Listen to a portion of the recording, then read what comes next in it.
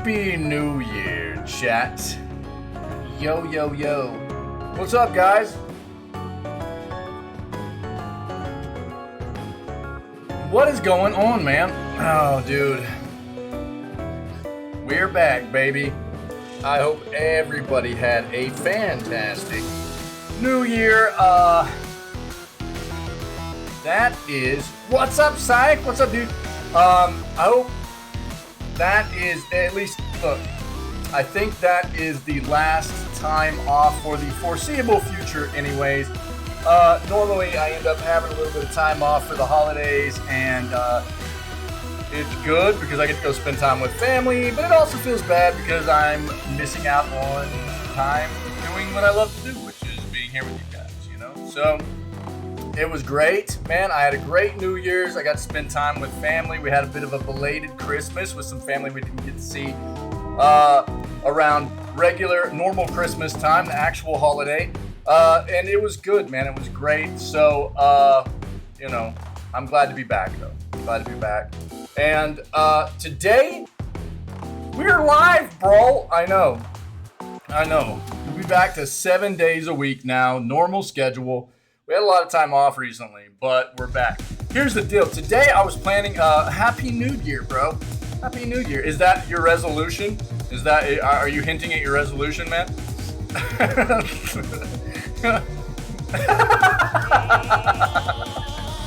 Right.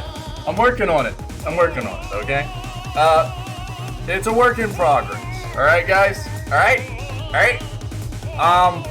So the plan initially for today was to do our tentative schedule for the coming year and like get out some of my old gaming stuff and just take a look at some of that stuff. I didn't get back into town until real late, or not real late, but evening time last night, and I just didn't have time to go to storage and get all of my stuff out and be prepared. So we're gonna do it tomorrow. We're gonna do that tomorrow. So today we'll just keep pressing with our Master Sword trial. Today we'll just have normal news. We'll do gaming, and tomorrow I will be ready for what we were planning on doing today. I just didn't get back into town until too late to get everything sorted and go by my storage facility and grab my stuff. So that's the plan for today. Tomorrow we're gonna hang out after the news. Definitely tomorrow. Hang out after the news. We're going to talk amongst ourselves as a community about what games are coming out next year, or this year now. This year. It is now 2023. Man, that's crazy. Talk about what games are coming out this year you guys want to see me play. What games we want to play together. What games we have backlogged we've never played that we still want to get taken care of. Things of that nature. We'll figure out a nice tentative schedule for the entire upcoming year, okay? And then after we can kind of sum that up, we'll take a bit of time and just, I'm going to like unpack a bunch of my old gaming stuff, and we'll have a cool day, rest of the day just looking through some of my old vintage, kind of older gaming stuff that I've accumulated over the years. Cool. That's what I had planned on doing today. I didn't have enough time yesterday to get ready for it. Cool. That's the plan, dude. I hope everybody's doing well. I hope you had great, fantastic holidays, and it's good to see you guys. I missed you guys. Let's hop into the news, dude. Let's get to the news. All right. Let's see here. We're listening to check this out first. Crypt of the Necro Dancer OST this morning. Check it out. Yeah. Crypt of the Necro Dancer. Cool rhythm-based RPG adventure type game here. So if you're into those types of genres of games, go check it out. OST is actually incredible. It is extensive. That's probably an understatement for the Crypt of the Necro Dancer soundtrack. It is a lot of music. So if you're liking what you hear, maybe check out the soundtrack on Steam. I know it comes with a bunch of remixes and things like that. It's a lot of music. So check it out. All right. We'll kill it. Let's get into this video gaming news segment. Baby, let's go. Yo, yo, it's in the name. Yeah, it is. Necro Dancer, right? You got to, dude. You got to. Yo, psych. You're gonna love a. I've gotta make a clip from. It was Friday's gameplay of Breath of the Wild, dude. We, we. I've got a highlight I've got to make, dude. Um, of us being in a shrine, we were able to like pick up this laser, and we were like spinning around in a circle, and we kept hitting this crystal and making these pillars go up and down. And I turned on some like uh, some nice like electro type music from the soundtrack we already had running, and we're like spinning in a circle with Link and hitting this crystal, and these pillars are like slamming up and down with this laser spinning around, and we had this nice background music going. Dude, it's gonna be a really nice highlight. It's gonna be pretty good stuff, dude. I'll let everybody know whenever I get it made. It is pretty good. Now that we're like past the holiday stuff, I can really try to buckle down here and get a lot of my content work going again, and it'll be good. But it was. I've thought about it a couple times since we were doing it. Dude, we were all in here like jamming out. It was so stupid, but we were all dying, dude. It's good to see you, buddy. Good to see you too, Wick. What's up, man? How's the store, Wick? Yeah, yeah.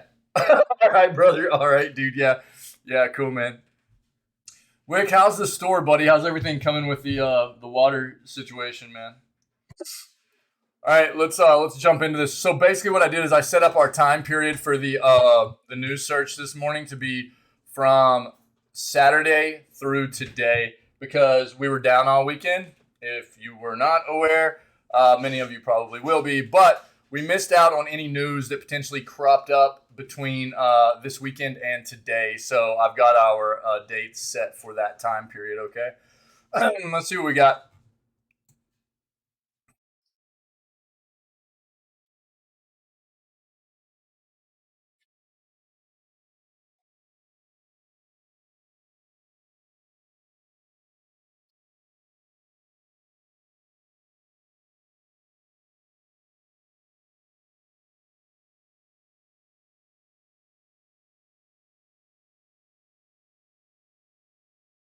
Oh man.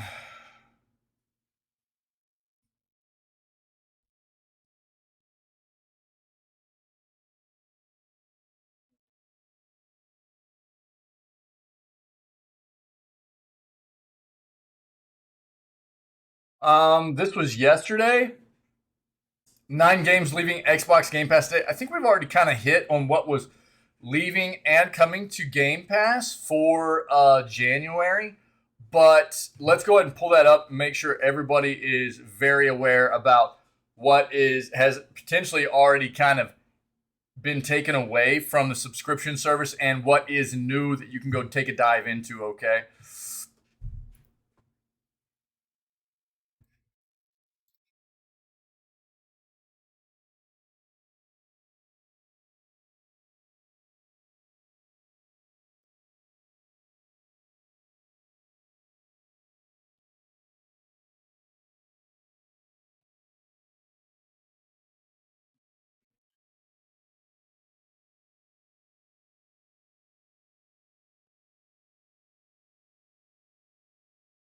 Biggest games of January.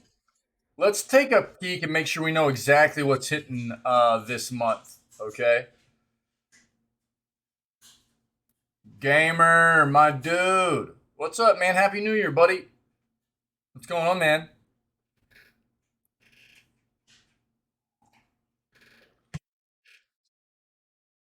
Yo, are you still off today too? I thought you said you had 3 days off after you were working Friday, right? So you still have today off as well? Or am I tripping? Am I tripping, bro?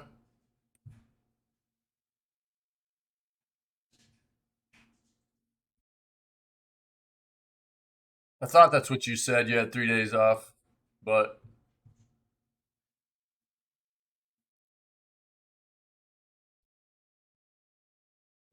what?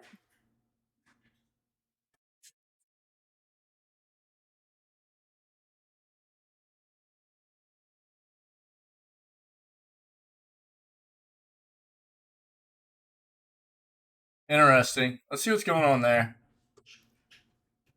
Sick, dude. Off today. How's that New Year's resolution going of no game purchases, buddy? How's that working out for you? Are you itching, dude? Are you itching? Are you itching to buy games, man? Oh, limited run games hosting blowout sale. Sick. Yo, hey, we also have awesome games done quick coming up in like less than a week, I think. Or maybe in exactly a week. We'll take a look.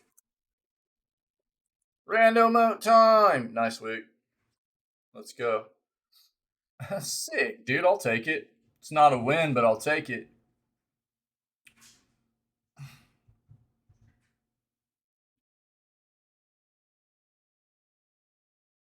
Call of Duty Warzone 2 Resurgence map reportedly coming soon. Take a peek at that. We already know Square is. We've talked about this. If you didn't know, Square Enix is not being shy about the fact that they are very, very, very dedicated at this point at and aimed at diving into the NFT blockchain Web3 space of gaming. That is where they're headed, which scares me about what that means for some of their titles like Final Fantasy that I've been a fan of for a very long time. But we'll see how it pans out. I think it's a pretty good indicator that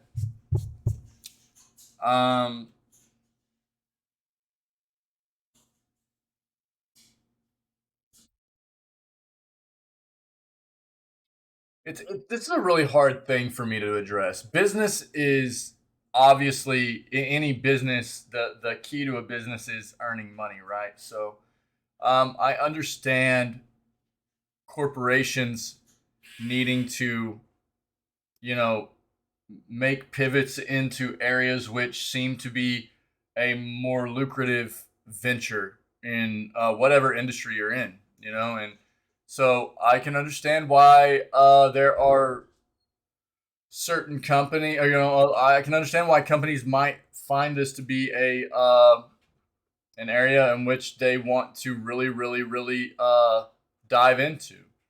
But it's also an indicator to me that a company is not really looking at the whole picture of what that space of gaming is actually doing for the industry as a whole, and that they're more concerned with money than the combination of making money while still providing good content, quality content, if that makes sense. Yeah. Oh, you did, dude. Yeah, yeah, yeah. I think the trailer for Super Mario looks great, man. I really do. I don't. Avatar, I would like to see. I loved the first Avatar, man. That's cool to know, man. I loved the first Avatar. I would really like to see it. Um, the Mario movie looks amazing as well. And dude, I think that they've got some amazing people doing voices in that game or that movie. And dude, I like Chris Pratt. I know there's a lot of like kind of almost disdain for the fact that they had him do the voice acting for Mario. And I haven't been shy about admitting the fact that it's off-putting to me. It's weird. It doesn't seem like a character that Chris Pratt should be the voice of. I think that's the thing for me. It seems like, and I don't know who would do better necessarily, you know? Yeah, I don't see anything wrong with his voice. It doesn't come off as Mario, I think is the big thing for people. Um, I think that's what it is. I don't think that his voice is bad for Mario. It just doesn't come off as Mario. You know what I mean? Mario has had a voice for a very long time. And if they weren't going to go with the individual that has been voice acting Mario in the games, you know what I mean? Then at least somebody that was maybe a bit closer to that pitch or something. And they didn't really. I think that's what's throwing people off about it. So I think it's going to be a good movie. I think that's the only thing that's kind of throwing people off. I don't think that Chris Pratt's going to do a bad job. I don't think that it's, you know, there are definitely worse options. I don't think it's a bad play. It's just going to be weird for people if that makes sense.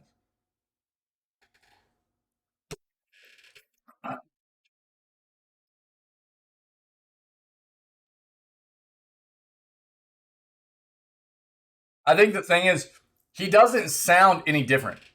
You know what I mean?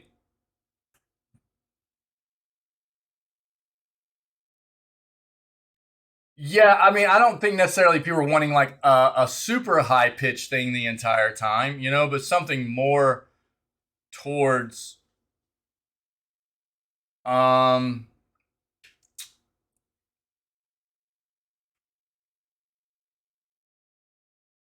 a Mario esque voice. He sounds like Chris Pratt. You know what I mean? It's not like Chris Pratt tried to change his voice or anything. He sounds like, I think that's the thing. Mario sounds like Chris Pratt. You know what I'm saying? Um, it's not like it's a an actor doing a voice change for that role or anything to try to sound a bit different, do their own version of Mario, changing their voice to do some kind of voice acting portrayal of Mario. He sounds like Chris Pratt. Mario does, which I think is what is weird for people. Does that make sense?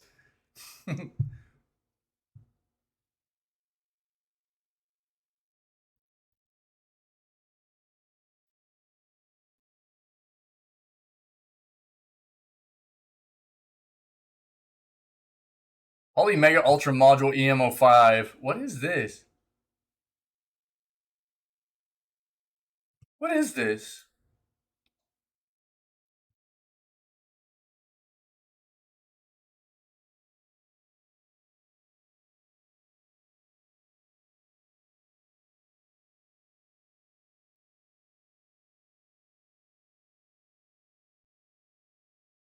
Oh, this is sick. Yo, let's take a look at this.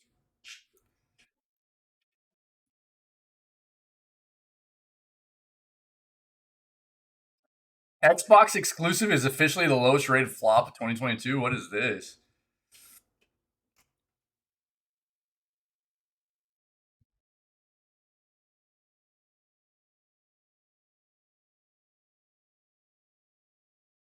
We've talked enough about the Silent Hill stuff that like this three unannounced Silent Hill games reportedly is just talking about is reportedly in development. Do we know that? We've seen that a long time ago, like around September October time frame. So that's not really worth diving into. If you're not aware, this has been like there was a lot of leaked, unofficial, but pretty substantial kind of info that had come out about these Silent Hill games that were in development, and um, it was notable information that kind of really drove home that there was a very, very, very good chance that there was one, if not more, Silent Hill games in development towards the end of quarter 3, beginning of quarter 4 of the calendar year last year. And then we got some like more official stuff towards the end of the year. And yeah, so it's, I'm not going to dive into this. There's actually a site. Well, when did they announce that?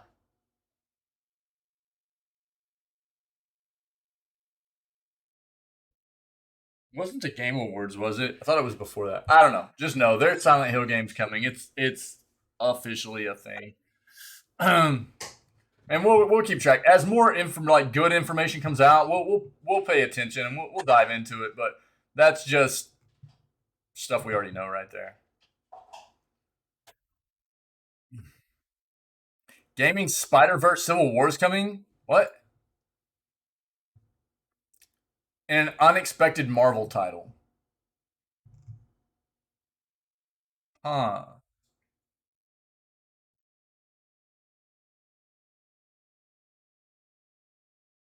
Interesting. Okay. See what that's about.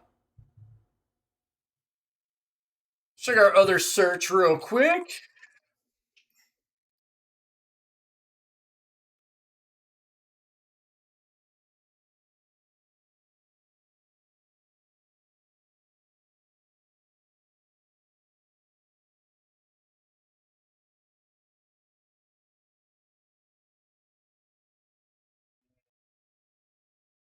Oh, dude, isn't The Last of Us pop off on the 15th? I think. Yeah. Um, dude, I really kind of want to watch this.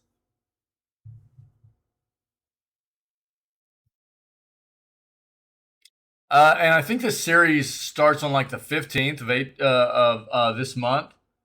And the first episode's like an hour and a half long. It's literally like the length of a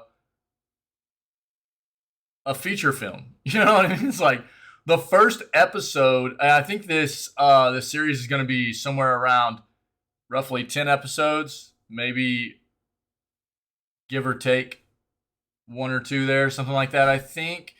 But the first episode alone is going to be like an hour and a half long. Um, so very interested in watching this. I might have to take a look at it.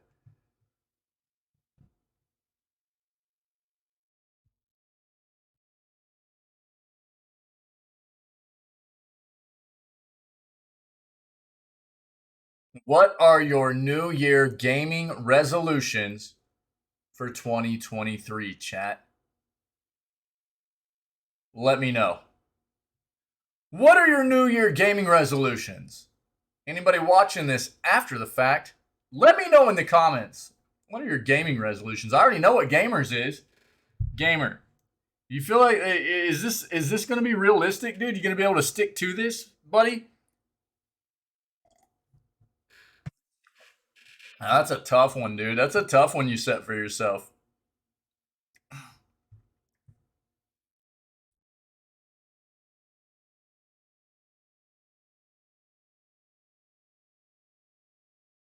New Year video game deals. See what we got here. See if any of those are still running. The Steam sale still goes on through the 5th, by the way. I think the Epic sale. Probably not. Hey, buddy. You just. You got this, man. You got this. But, I mean, also. You got this. Don't forget your free games right now are Dishonored Definitive Edition and Eximus on Epic Games. And starting on the 5th, so 3 days from now, will be Kerbal Space Program and Shadow Tactics Blades of the Shogun, the expansion. Okay, they just gave away Blades of the Shogun, Shadow Tactics Blades of the Shogun, I don't know, month and a half ago, I think. It wasn't that long ago. They gave away Shadow Tactics. And now they're giving us the expansion as well. The standalone expansion. Meaning, I think this should mean that you don't necessarily need the base game, but they are now giving away the standalone expansion in about 3 days as well. So don't forget to get your free games there. Now, the store itself, coupon, if you're interested in any of their games, there you could have, and I think you still can, claim your coupon, and it's 25% off any purchase of $14.99 or more on their platform. So anything that you want to buy during their sale, I think their sale lasts through the 5th as well. Let's see here. Yeah, January 5th, right? They got a bunch of sales going on. Go take a look, and you can use that coupon for anything that you're going to buy. As long as you're spending over $14.99, you'll get another 25% off. So that's Epic. Then on Steam, we've also got their sale that's running through the 5th also. So there's a bunch of stuff on here on sale as well. So I should have been like, earmuffs, dude. Don't listen to this, gamer. Don't listen to the sales, buddy. My bad, dude. But everybody, if you're in the market, maybe you got some, Steam gift cards or whatever for the holidays as a present, something like that, then now might be a time that you can grab a game or two that you've been waiting on. So Don't forget these cells. We only got about 3 days left, okay? Take a look at this, though. See what's going on there.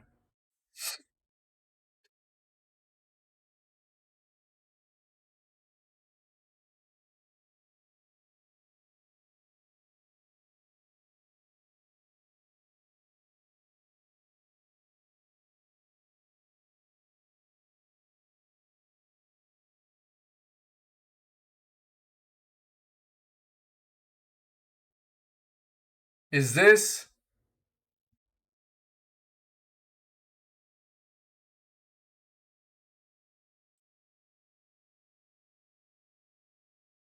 I'm gonna hold on to that for a second. We'll talk. Let's talk about the potential of that. I'm not gonna dive into that article. We're just gonna discuss this real quick, okay?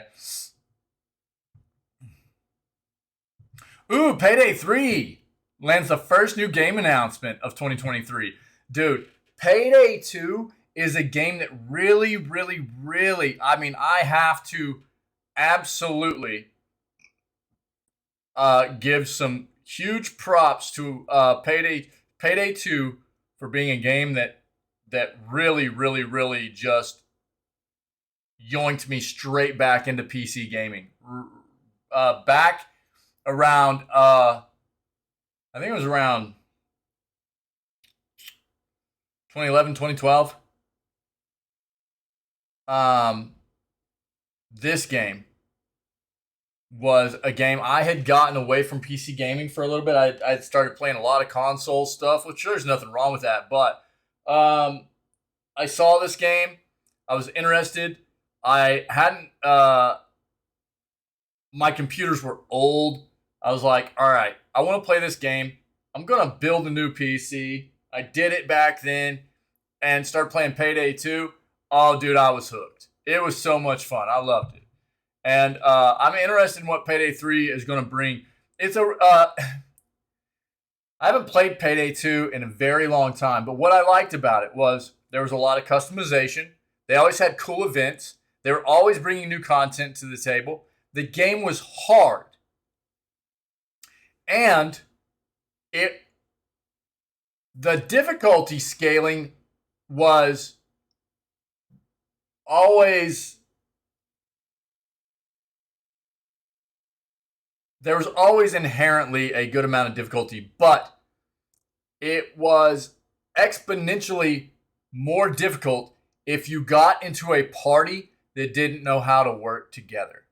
It's a game that they developed very, very well with making sure that the team you're working or the team you're playing in plays very well together to make the game flow better, to accomplish missions and stuff like that. They did a great job on it. And I'm really, really excited about what Payday 3 might bring to the table.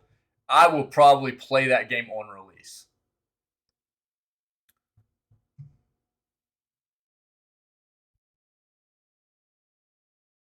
Why Fortnite Chapter 4 has become unplayable on consoles? What?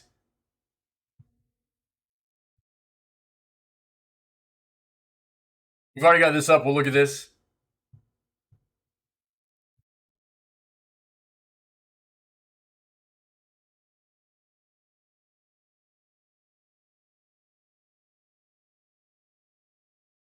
What is this?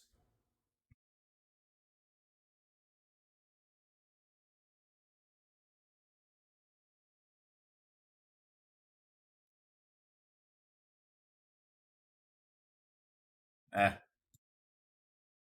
We got enough to look at. We don't need that. Um, all right.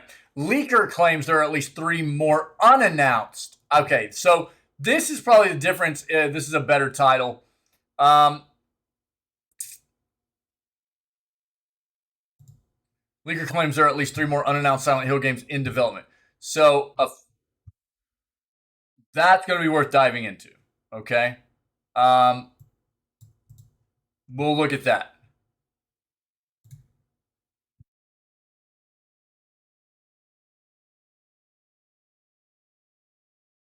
F-Zero, I'm not going to dive into this article, but look, there are a lot of people that have been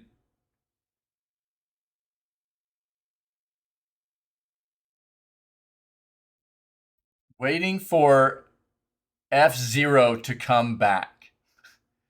This is one of those beloved titles that has.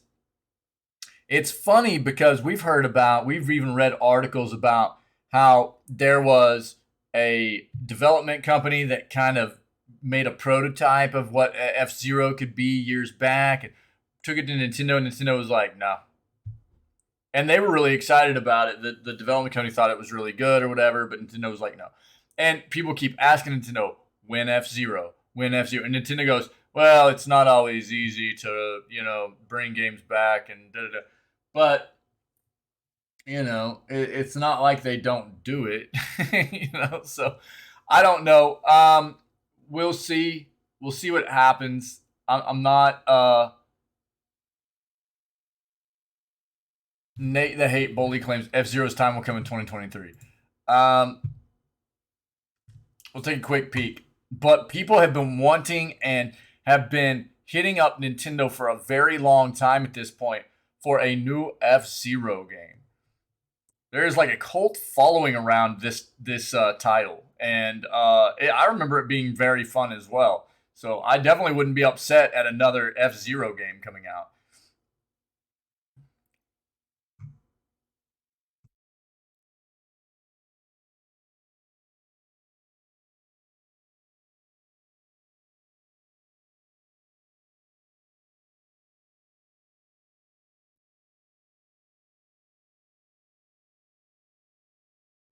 What?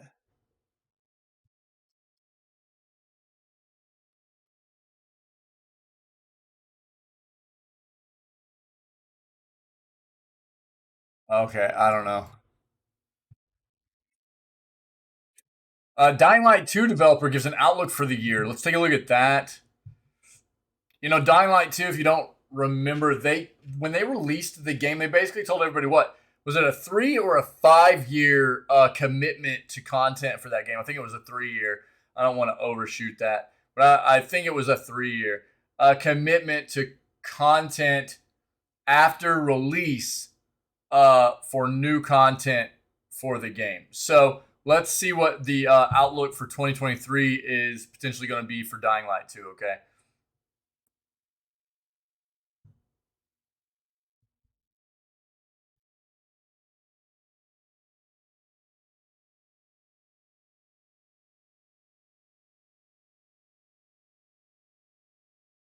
Let's stick with it, man. We got a good amount of articles here, which is appropriate. We missed all weekend long for the news, right? So we'll stick with these. Let's see what we got. Let's talk about something else first other than Dying Light. Hold on. So,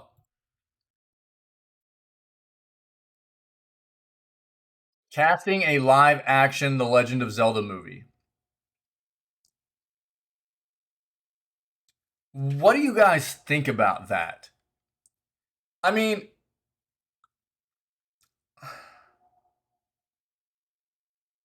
I'm going to be honest. I have a bit of a tough time seeing The Legend of Zelda as a live action adaptation.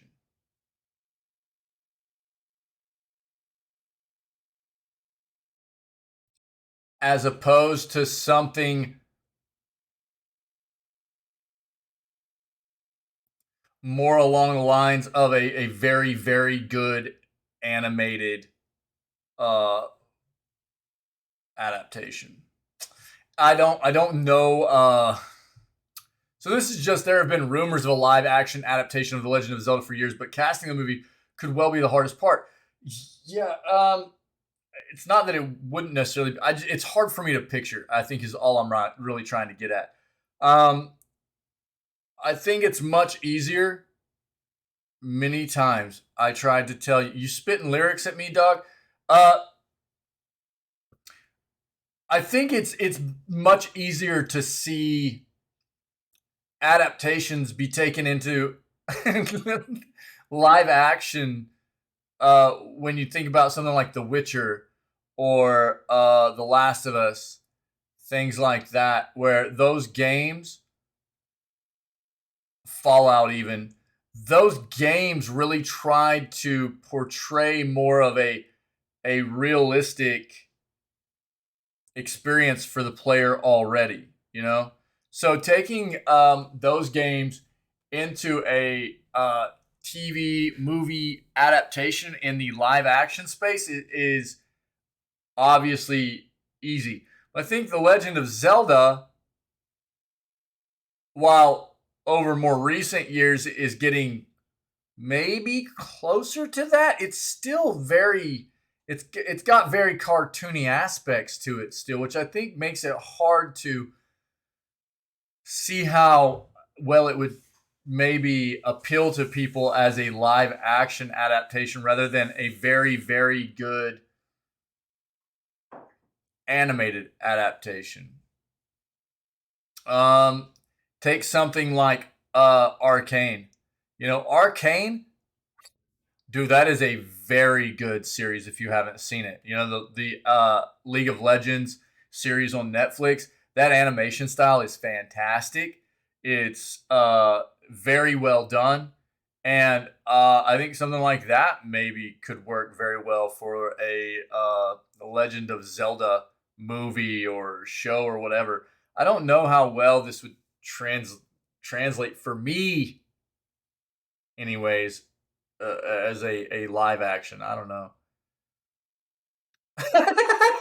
Bro, that's what they should have done, anyways. They already have, dude. It's called Aliens.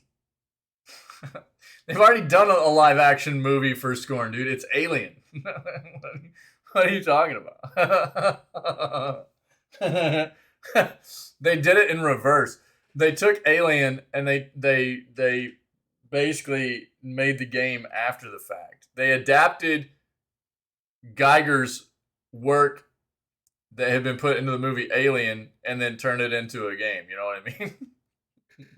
I mean, they shouldn't have, or at least they didn't do a good job of it. Anyways, what is it? What are you singing to me, dude? What are you singing?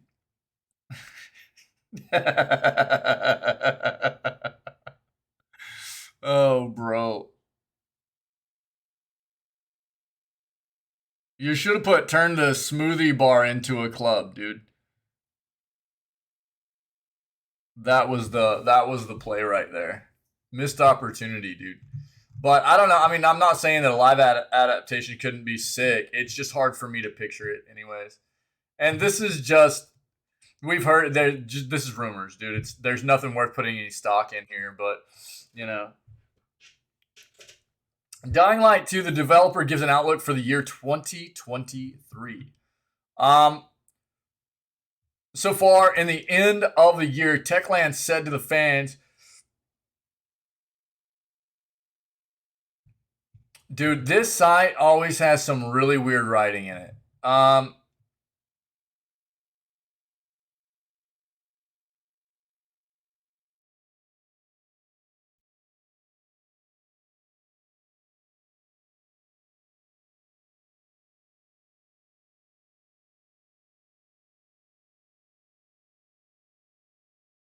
Let me see if I can.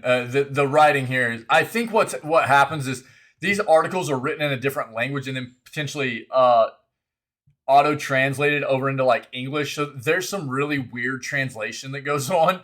These GN24, these video game news articles always are really weirdly written. So I feel weird reading them out loud quite often. Uh, yeah, it's hard to pull out of this what they're. Jeez, dude. It's hard to tell. We're gonna have to just be. They didn't really. Let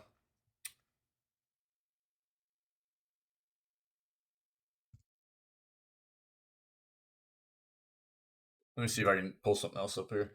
Uh,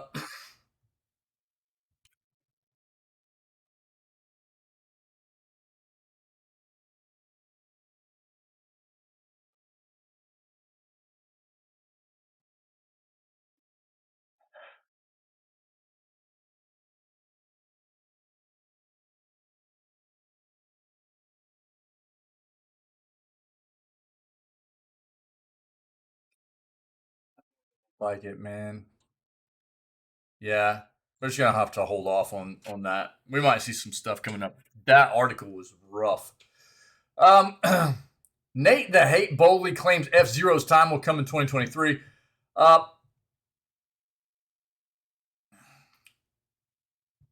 Podcaster and occasional gaming insider Nate the Hate boldly claimed yesterday that F Zero's time will come in 2023. I think that this was written on the 31st, though. So this rumor follows a number of insiders such as Emily Rogers and Liam Robertson, who said a few months back that Nintendo is currently looking to remaster a lot of older content which they created for their legacy gaming systems. The F-Zero game mentioned is presumably a remaster of the GameCube title F-Zero GX, which originally saw the light of day in 2003. I think this is the last F-Zero game made, though, right? And was a joint project between Amusement Vision and published by Nintendo. As always, this is a rumor. That sucks. People want an entirely new, modern F-Zero game. This might hold people over a little bit, but ultimately, people have been waiting and waiting. I mean, again, I think this is the last F-Zero game that was potentially made. I would have to look into that data, but it's one of the last, if not the last. And this is now going to be right around 20 years ago. You know, people have been wanting a new modern F-Zero game for a long time, and this isn't really going to scratch that itch necessarily, you know? We'll have to see. We keep seeing more and more stuff come up about people kind of laying into Nintendo about, like, when are we getting F-Zero back? When are we getting F-Zero back, you know? They're like, well, it's not easy to bring back games. You know, it's like, dude, you guys... It feels like they're missing an opportunity. Nintendo's weird about stuff like that, you know? It's like, listen to your community, dude. You know? Listen, man. Obviously, I mean, look, Nintendo's got a huge marketing department. I think that if it was quite obvious it would be a very lucrative thing for them, they probably would have done it already. So maybe it just doesn't seem that way to them. I don't know. We keep seeing news on it, though, so... Leaker claims there are at least 3 more unannounced Silent Hill games in development. A leaker claims that Konami has several additional Silent Hill games yet to be announced on top of those previously revealed. Didn't they already reveal that it was officially revealed they had like 2 to 3? So this is like basically getting into the realm of Assassin's Creed stuff, dude. They've got what? Now six in development? Is that something like that? There could be several more Silent Hill games in development that have yet to be revealed by Konami. Now, understand this. Development means these could be ideas. And nothing that's actually being significantly worked on at this point. Some of these games, the development process is very long, and it ranges from the inception of an idea and gathering thoughts, putting things together before you even get into any kind of actual work on the game in a actual, you know, capacity of developing assets or, you know, anything like that. It's just all ideas and plotting and developing goals for the development down the line and things like that, all the way through release. You know, so the development timeline, the development of a game is very long, and that project, there are a lot of different stages to it. So this means that there are potentially a lot of games. We're talking probably anywhere from 4 to 6 at this point. Some that they've officially announced, some that they potentially have not announced, that are spread across that kind of development timeline in different stages of development, right? Konami made clear with the announcement of Bloober Team Silent Hill 2 Remake and several other titles that it's back making games in a major way. But if one leaker is to be believed, Silent Hill fans haven't seen the full scope of Konami's plans for the horror franchise. In October, Konami hosted what it called the Silent Hill Transmission. Yes. Konami used the video to announce not 1, but 4 different Silent Hill projects. Okay.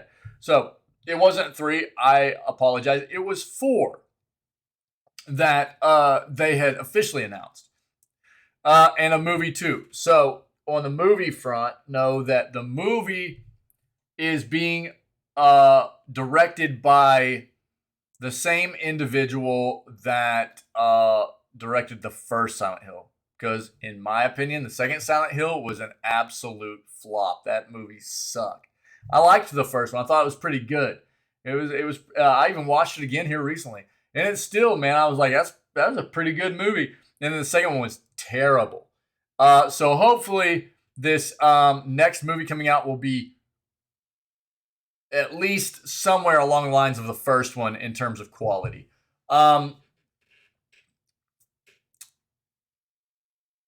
So Silent Hill Ascension is an interactive media experience. Silent Hill 2 is a remake of the classic survival horror game. Silent Hill Townfall is a mysterious project from the story's untold developer No Code. And Silent Hill F is an all-new main series Silent Hill project set in Japan. It was a wave of announcements, more than any Silent Hill fan expected. According to prominent leaker Dusk Golem, whom we get info from quite often here in the news segment, the 4 official Silent Hill announcements aren't all that Konami has planned for the horror franchise. In a post on Reset Era, Dusk Golem shared that there are at least 3 Silent Hill projects currently in development that have yet to be announced. Remember, again, like I said, currently in development means these can potentially be ideas that Konami has taken and gone, this could be a good game. Let's start trying to work on seeing if we can move forward with this. So it's in the these could be in the very, very early stages of development, but nonetheless, they would be considered in development, right? The post was made in a thread about the recently revealed Silent Hill, the short message game, which is yet another unannounced Silent Hill project. Dusk Golem's 3 Silent Hill projects do not include the short message. It should be clarified. The four confirmed Silent Hill games, 1 leaked project in Silent Hill, the short message, and 3 as yet unannounced Silent Hill games make 8 Silent Hill projects in various states of development right now. Dusk Golem has a long history of leaks surrounding various gaming franchises, Resident Evil being their most prominent. The veracity of these leaks has long been in question. While many leaks have proven true, many others remain in question. Unclear if these leaks are inaccurate or plans have simply changed behind the scenes. Still, Silent Hill fans should probably focus on what's official. Absolutely. It's not like there isn't plenty of confirmed Silent Hill news for the time being. That's right. What's somewhat odd about the possibility of 8 Silent Hill projects being in development is that the horror franchise was never particularly big or successful. I might disagree a little bit there. It is unclear why Konami would make such a big push for Silent Hill, especially as its first major return to franchises on hiatus. Perhaps the size and scope of these Silent Hill projects made the most material sense. Silent Hill fans will certainly be pleased regardless. So, Silent Hill is notorious for being very, very good. One of the most notable horror franchises, especially some of the first iterations of that series, right? But the games are dated at this point. And I think that what you're probably looking at here is a combination of what we're reading, right? Which is like if they've already got a lot of confirmed projects underway, they're going to be able to use assets from these other projects to easily create other games in that same universe, right? Within the Silent Hill IP or series. And so that makes sense. Also, I mean, there's been a lot of want for Silent Hill to come back for a long time.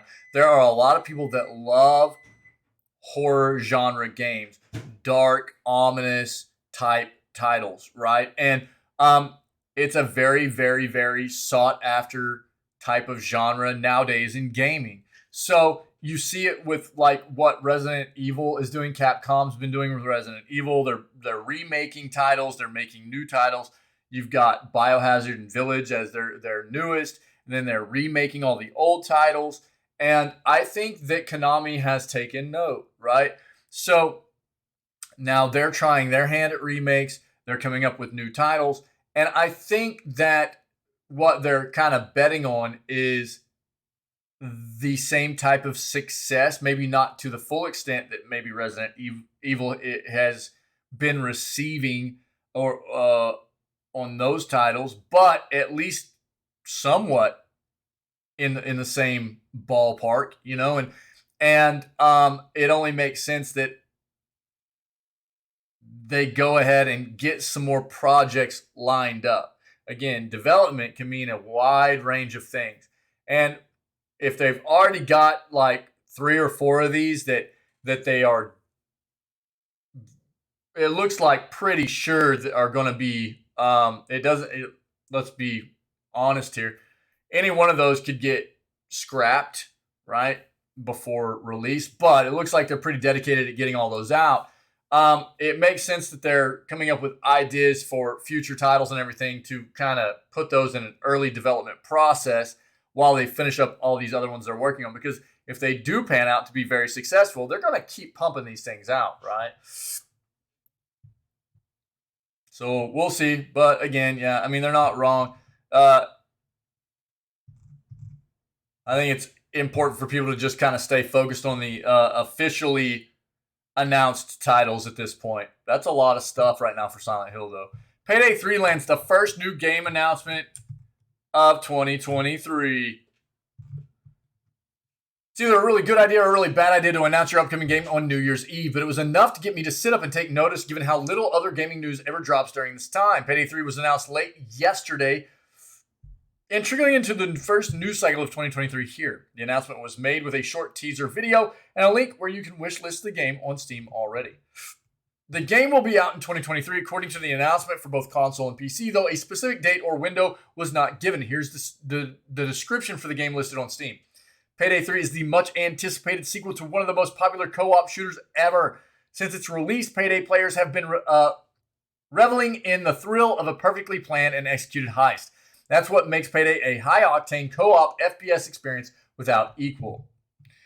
Step out of retirement back into the life of crime in the shoes of the Payday gang, the envy of their peers, and the nightmare of law enforcement wherever they go. Several years after the crew's reign of terror over Washington, D.C. has ended, they assemble once again to deal with the threat that roused them out of early retirement.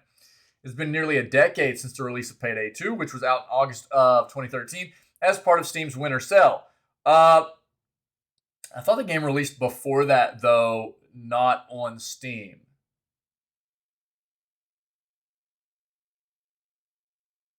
I might be wrong. As part of Steam's winter sale, the game is currently 90% off and costs 99 cents. Yes, 99 cents.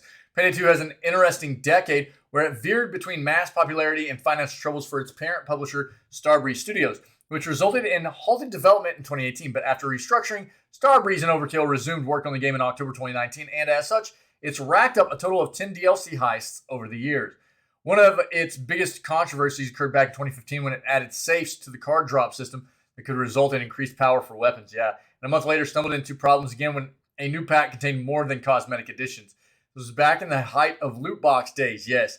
But even then, this was seen as going too far for fans who pushed back against the monetization and criticized Overkill. Yeah, that's right around whenever I quit playing it. In 2016, Starbreeze acquired the rights to Payday and declared this stuff would stop happening. Reportedly, Payday 1 and 2 together have sold more than 9 million units, though that was back in 2014, and the figures may be quite out of date. It remains to be seen how well Payday 3 will do a decade after the original, but with 44,000 likes on its announcement tweet and 2 million impressions in half a day, there does seem to be a good amount of interest. Let's look at it real quick here.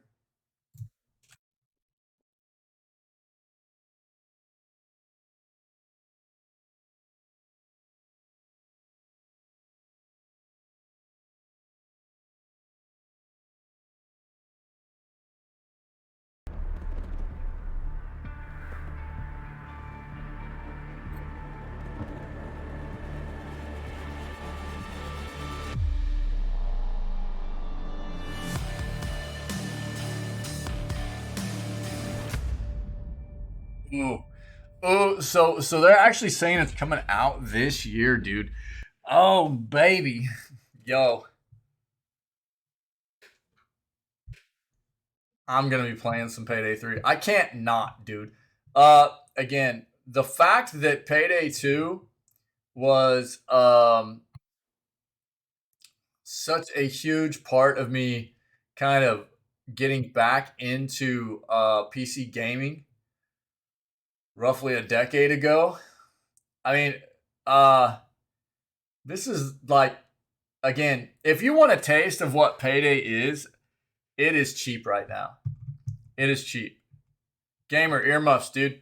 Um, the Payday 2 bundle legacy collection is like $4.50.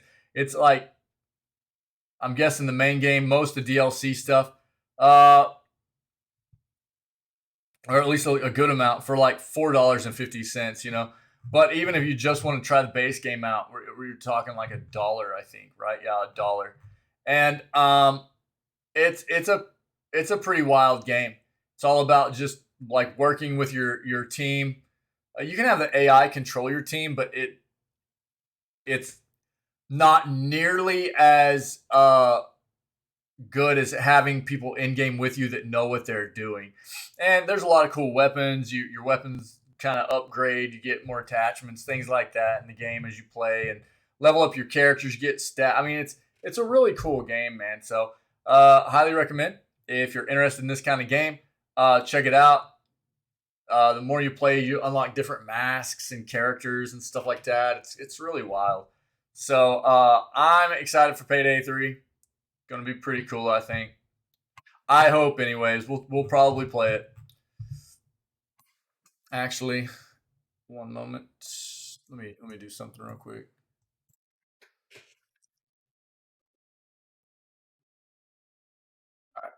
All right, we're good. We're good. We're good. Cool.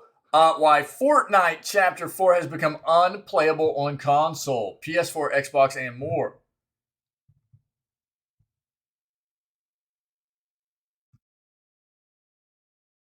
Everyone seems to agree that Fortnite Chapter 4 has been amazing so far. Unfortunately, it falls short on older generation gaming consoles such as PS4 and Xbox One. As many players are aware, Epic Games has upgraded Fortnite to Unreal Engine 5.1 with the release of the new chapter. This significant upgrade has caused a lot of issues for players on older systems, making the game almost unplayable. Interesting. Epic hasn't addressed these issues yet. However, this is not surprising as the game development company is currently on a winter break that will end in early January.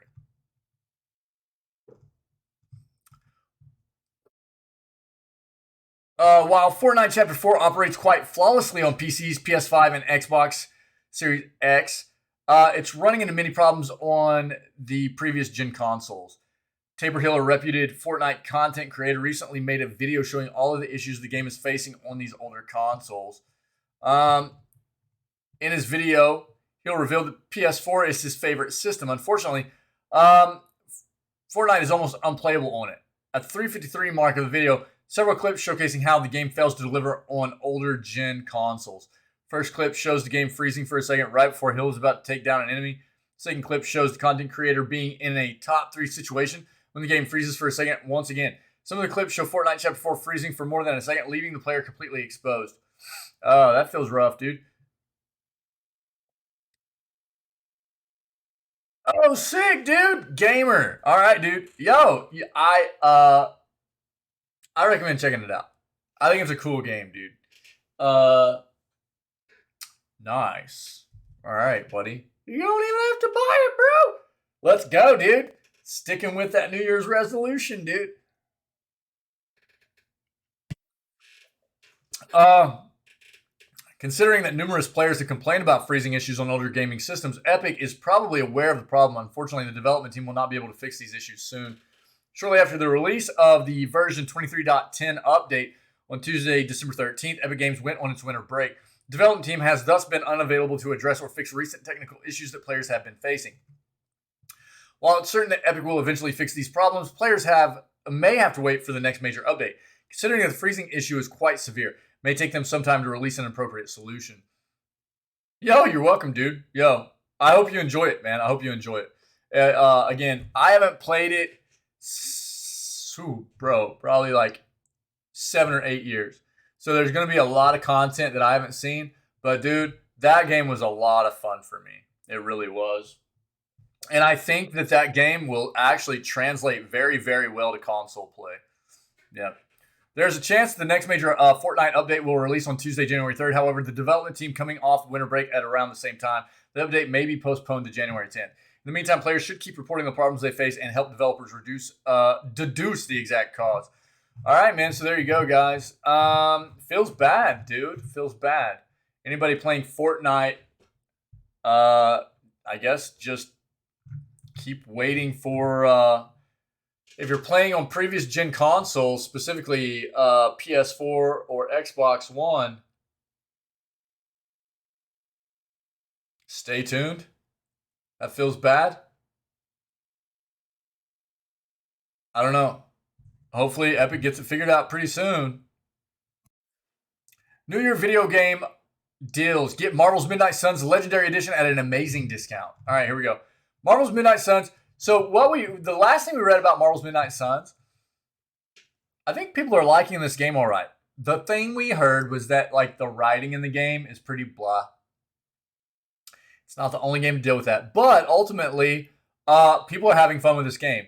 Think like XCOM, turn-based strategy battle type system, but with a card mechanic added to it. Okay? I haven't played it, but that's basically what I've gathered. Now, what we read right before we went on break was that there is apparently a bit of a teaser in this game that is leading people to believe that I think Doctor Doom might be the next big villain to face in this title for content coming to it. So we'll see. Marvel's Midnight Suns Legendary Edition is the most comprehensive experience you can receive for the 2022 mega launch. Developed by Firaxis and published by 2K, the game is the latest addition to the strategy genre. While the Legendary Edition is not cheap, it's more affordable for console users thanks to a New Year's discount. The festive period has been a busy time for gamers to pick up amazing discounts across different retailers. From physical copies to digital versions, publishers and developers worldwide have provided interesting offers. These range from the world of PC gaming right up to handheld consoles. Marvel's Midnight Suns Legendary Edition, $80 at GameStop. One of the 3 available editions of the game is the Legendary Edition. Since it was a recent release, the game has not received a discount on any available platforms. This changed on the first day of 2023 as GameStop has come up with a very interesting proposition. The Legendary Edition costs $100 for all the platforms. However, GameStop has a better deal for console players. The game can now be bought for only $80, so basically $20 off. This is the first instance of any gaming edition getting a discount. The discount applies to all PS5 and Xbox Series X and S users and will continue until stock lasts.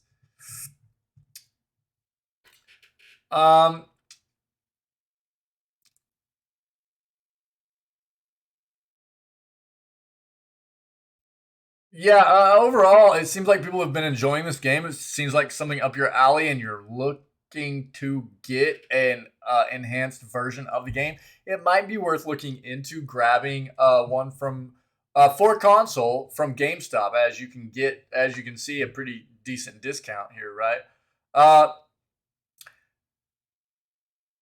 Full game is available. It also comes with some extra items thanks to the Season Pass.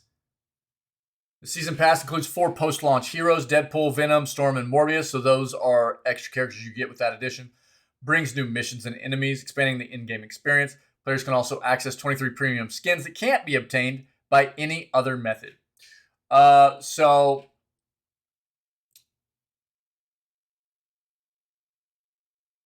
the GameStop deal of basically $80 US for the Legendary Edition means you can currently get it on new gen consoles for the same price that you would normally be able to get the digital deluxe edition. And if it's worth, maybe go check it out. Go grab it, okay? There you go. But it does seem like reception's been pretty good for that game, which I think is good for lovers of superhero games. Because let's be honest, Arkham Knights didn't do very good. That game had issues. So it was nice, I think, to have something come out pretty soon afterwards in Midnight Suns that was a nice play. something refreshing for superhero fans. Gaming Spider-Verse Civil War is coming in an unexpected Marvel title. A new event in the first half of 2023 will see players exploring a fractured Spider-Verse in which various spider variants will be at war with each other.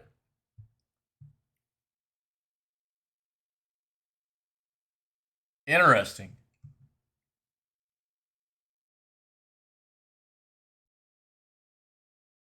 Kabam has unveiled its plans for the 8th year of Marvel Contest of Champions, which includes the Spider-Verse and Spider-Civil War event. Since its release in 2014, Marvel Contest of Champions, I'm guessing is this a mobile title? It's taking inspiration from various Marvel media. Excuse me. Be it comics, movies, or TV shows for many of its events, as seen with Doctor Strange in the Multiverse of Madness and Black Panther Wakanda Forever in 2022. Kabam's 2023 narrative roadmap seems to be continuing this trend, while also offering up some new, completely original arcs for the mobile fighting game that are sure to please Marvel fans. Marvel Contest of Champions core story was inspired by the events of the 1982 limited comic book crossover series Contest of Champions, which saw the Grandmaster challenging death to a game to save the life of the Collector, with the two forming teams of some of the Marvel Universe's mightiest heroes as pawns to assist them. Over the game's 8-year run, Marvel Contest of Champions has branched out from this premise to cover other universe-altering events, with players assuming the role of Summoner, who can now assemble teams from over 236 Marvel heroes and villains.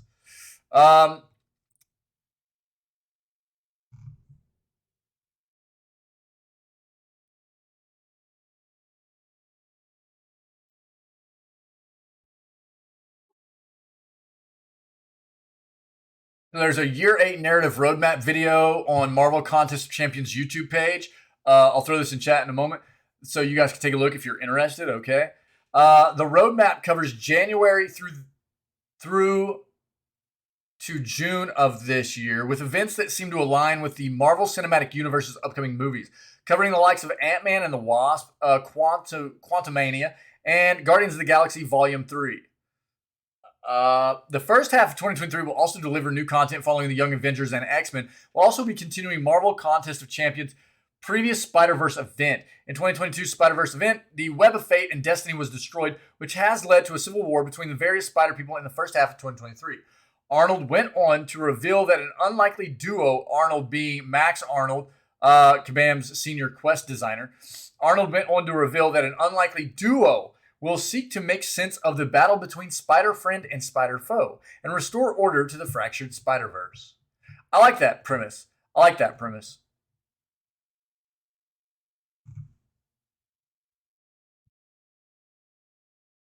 So, whereas Marvel Contest of Champions MCU-inspired events coincide with their cinematic counterparts, Spider-Verse event will happen in April, mere months before the award-winning Spider-Man Into the Spider-Verse sequel, Spider-Man Across the Spider-Verse, is due to release.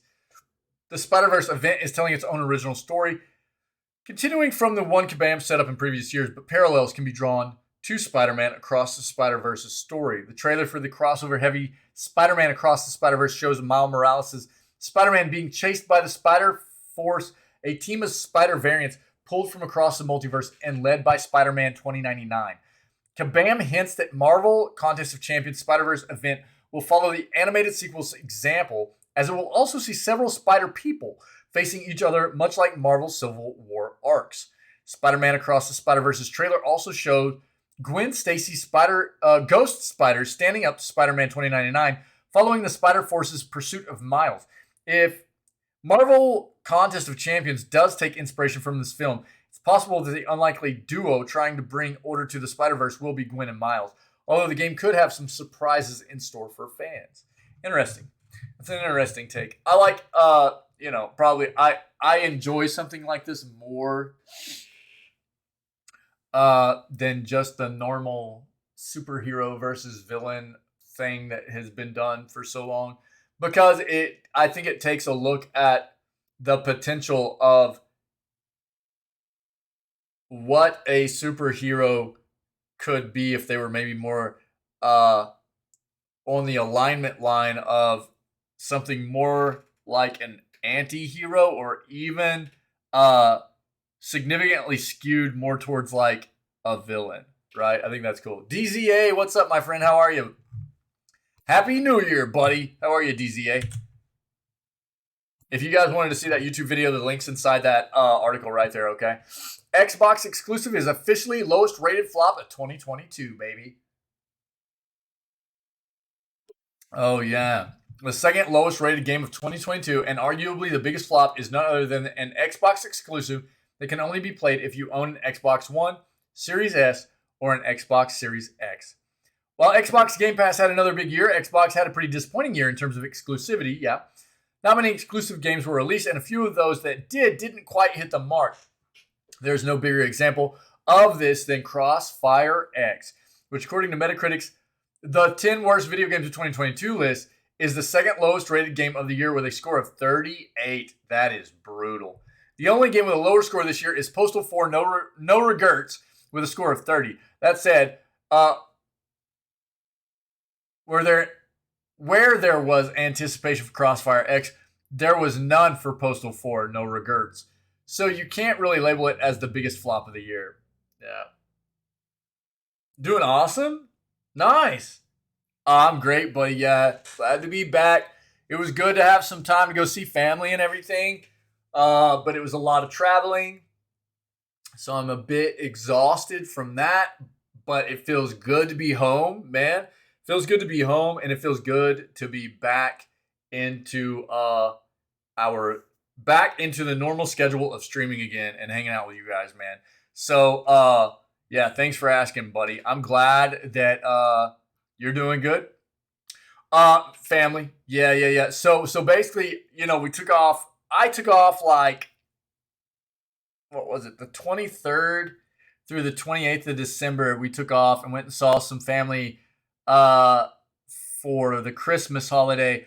And then Saturday and Sunday, the stream was down as well because not just for New Year's, but we went and had like a belated Christmas with some family that we didn't get to see during the actual Christmas holiday. So this past weekend, we kind of did like a combination New Year's / like belated Christmas event with some other family that we didn't get to see. So it was really good, dude. All of the holiday events were really nice. We got to spend it with a lot of family, and I did get to see some friends that I hadn't seen in a long time too.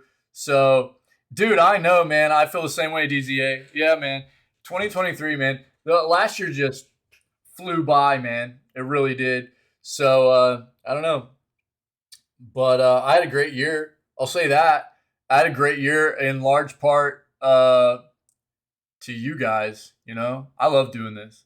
I love doing this on the daily, and we're back to it now. Usually, I don't normally have any kind of dedicated time off during the year. I'm usually 7 days a week. It happens from time to time, but usually it's just during the Christmas through New Year's holidays that I end up taking some dedicated time off to spend with family. Other than that, man, I'm like 7 days a week because I love doing what I do, and I love spending time with you guys and playing games and stuff. So I had a great year last year, and it's a big shout out in big part because of all of you guys.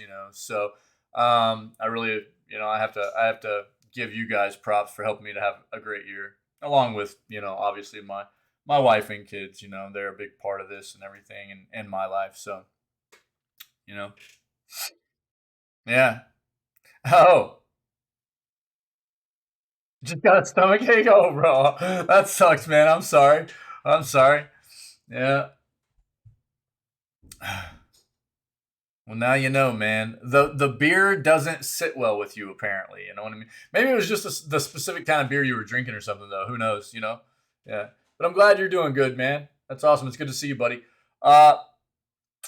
So the only game that gives Crossfire X a running from biggest flop of this year is an exclusive on the other side, Babylon's Fall. Yeah. The third lowest rated game of the year and a game that is exclusive to PS4 and PS5. It's hard to distinguish between these two as the biggest flop, but Babylon's Fall is higher rated at 41, and unlike Crossfire X, it did attract some players and attention. Most of this attention was negative, but at least people were talking about it. While Crossfire series isn't popular in the West, it's very popular in Asia. In fact, it's one of the biggest global IP in video games. While Babylon's Fall was the most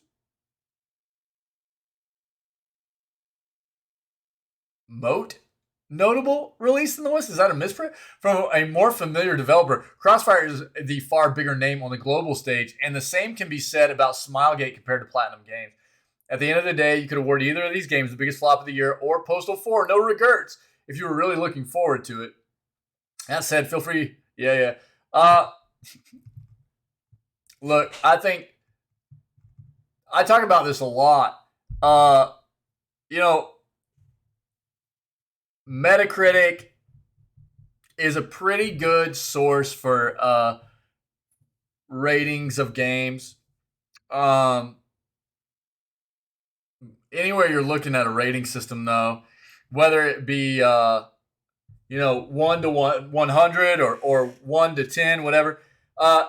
If you're somewhere along that like 7 out of 10 or 70 out of 100, that's like a pretty decent experience. It's not bad. That's a pretty solid score. I think a lot of people look at like a 7 out of 10 or a 70 out of 100 as like not good anymore, which is kind of weird.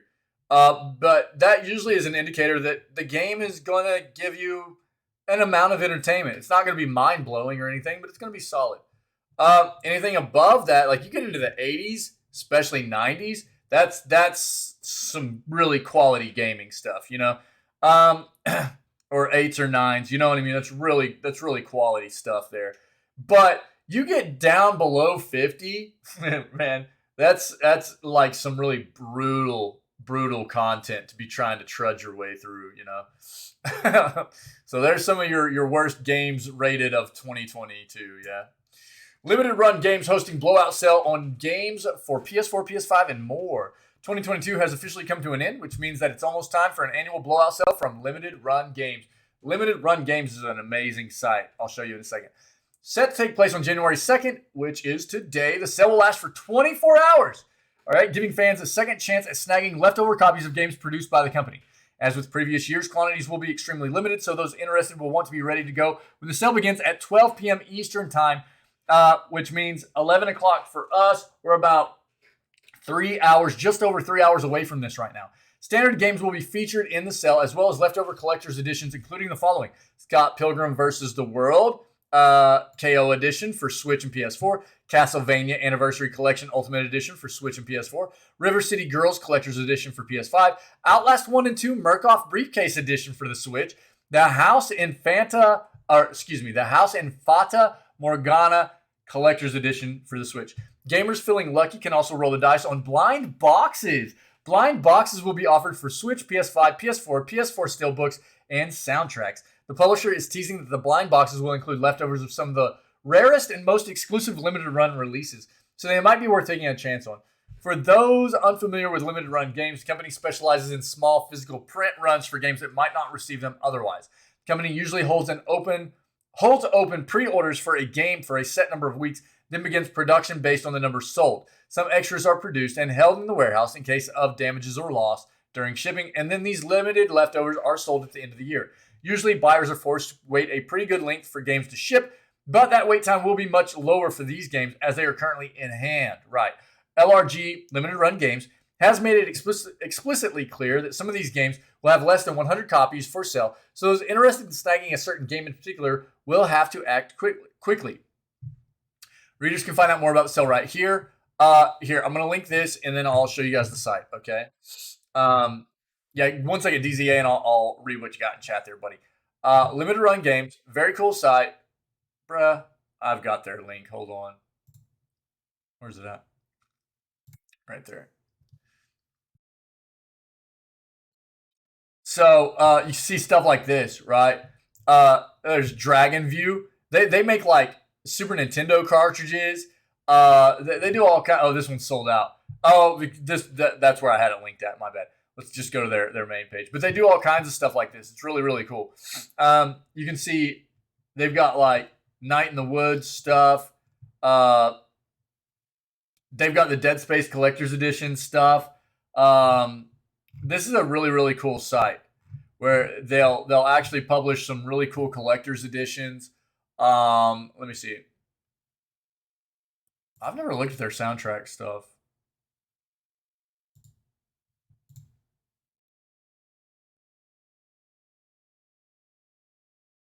Oh, dude, they've got vinyls? Oh, that's sick. That's fun. They've got vinyls, dude. This is a cool site. Okay, this is a cool company. So I would just say, come take a look. Apparently, their sale is going to start here in about 3 hours, and you can potentially get some cool stuff that they had in stock. That but it's going to be very limited, right? Like it said in that article. So I'm trying to see if I can see anything about the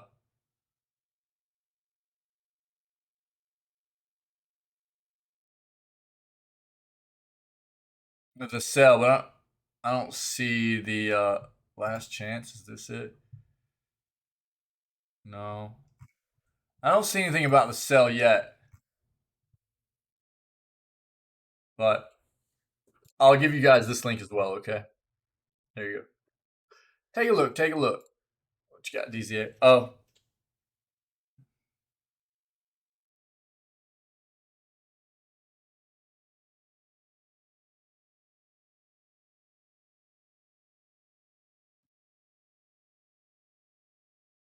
Oh, dude, that is creepy, DZA. Yeah.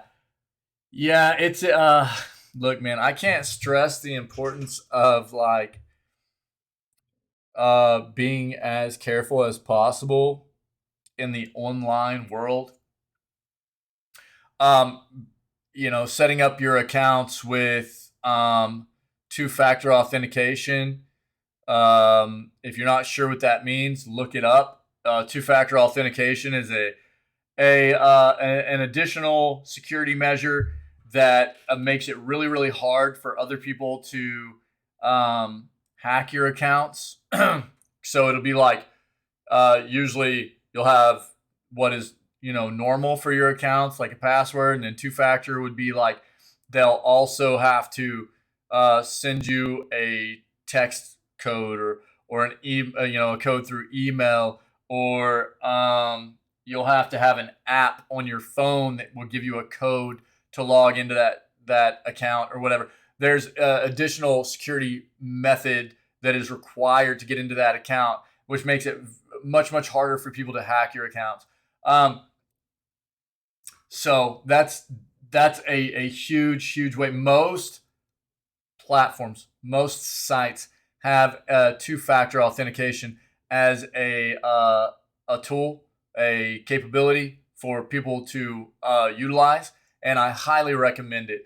Not only that, but I mean, also, look into, especially if you're doing any kind of online banking or any kind of online anything that has to do with potentially sensitive information. Use VPNs if you can. Just try to do the very best you can to protect yourself in the online environment, because there are a lot of people out there that are going to try to take advantage of people that aren't protecting themselves. Yeah, DZA. Yeah. Got to protect yourself, buddy. Be careful. That's a bit creepy, man. Uh, Call of Duty Warzone 2 Resurgence map reportedly coming very soon. Uh, Call of Duty Warzone 2's Resurgence map may be on the way very soon. Wick, are you still playing? I'm guessing you're still playing some Warzone, yeah. Call of Duty Warzone 2 is here, and while it's very popular in terms of player count, the game made a lot of changes that fans were very unhappy with.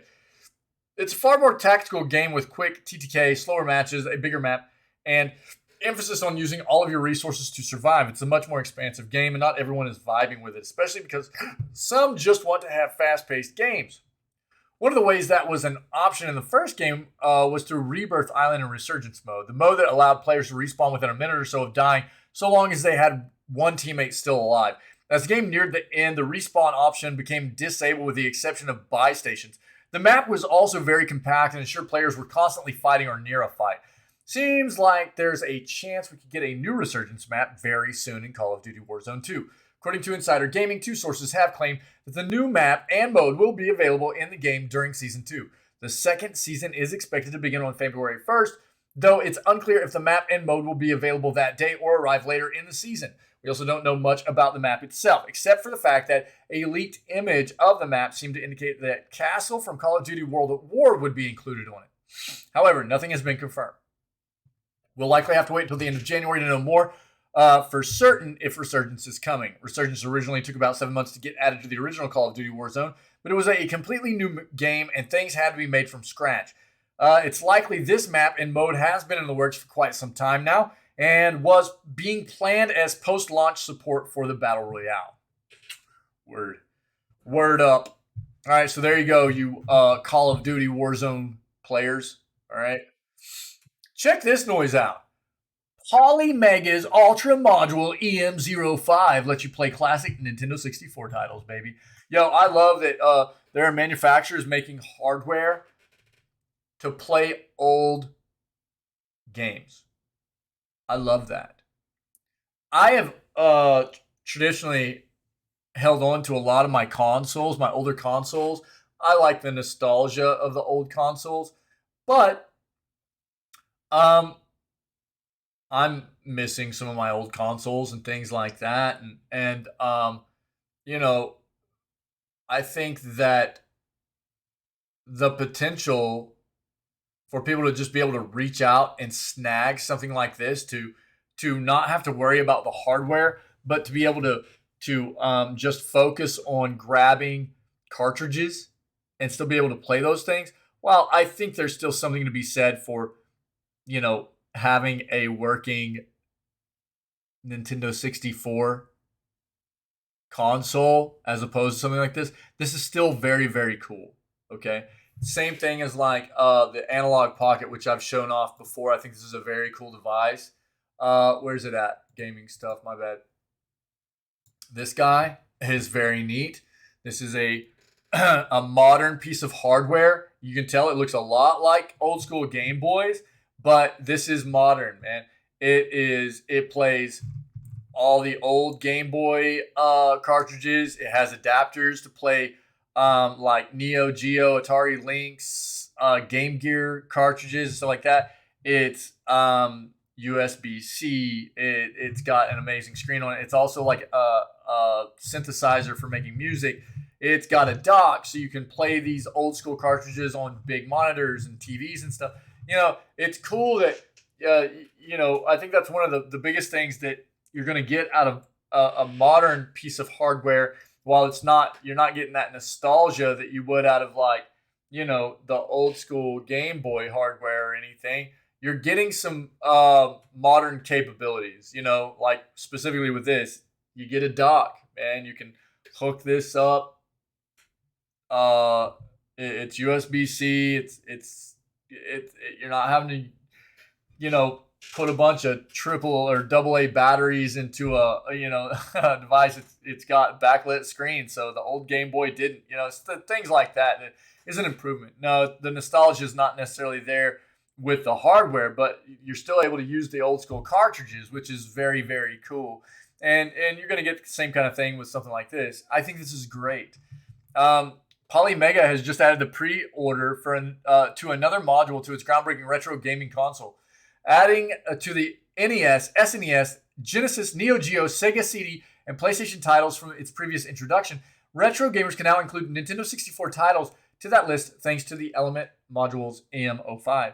This pre-order includes both the EM05 Ultra module and the RC05 Ultra controller. The EM05 is also compatible with North American PAL and Japanese cartridges and can also run the memory pack, rumble pack, and has the expansion pack automatically enabled. Set to ship in 12 to 18 weeks, the pre-order can be found now over at Polymega website for $89 US. Pretty solid, dude. That's pretty cool. Check it out. That's pretty neat, man.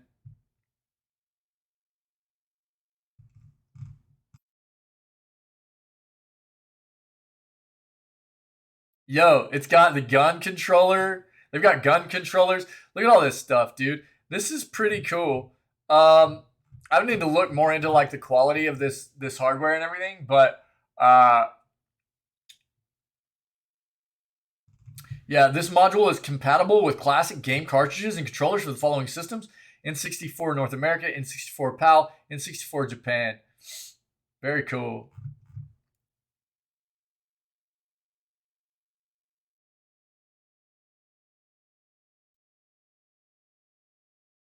Check it out, dude. Oh, bro. That feels bad, you know?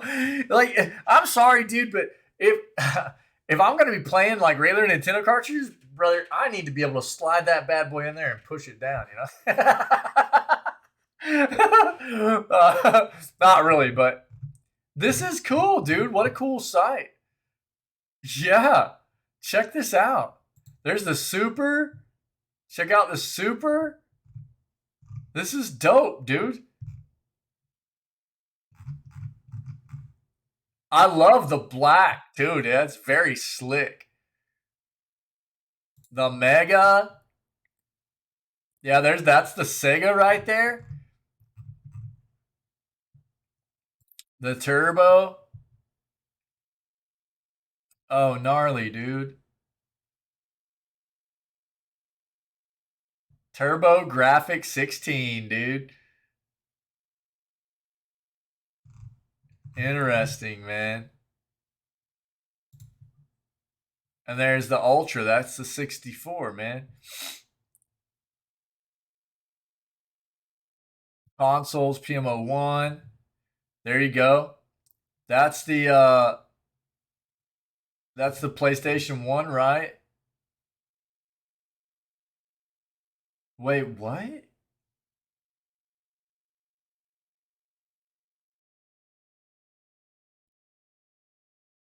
Oh, interesting.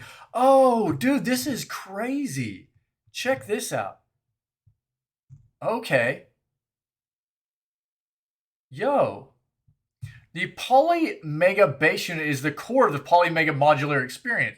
This thing is modular. It includes everything you need to start playing, including the system wireless controller and optical disc drive compatible with CD-ROM based game consoles like PlayStation, Sega Saturn, Sega CD, TurboGrafx, and Neo Geo. At the press of a button, you can release the included dust cover, change it out for any number of compatible Poly Mega element modules for expanded compatibility with classic cartridge-based systems like NES, SNES, Sega Genesis, and more.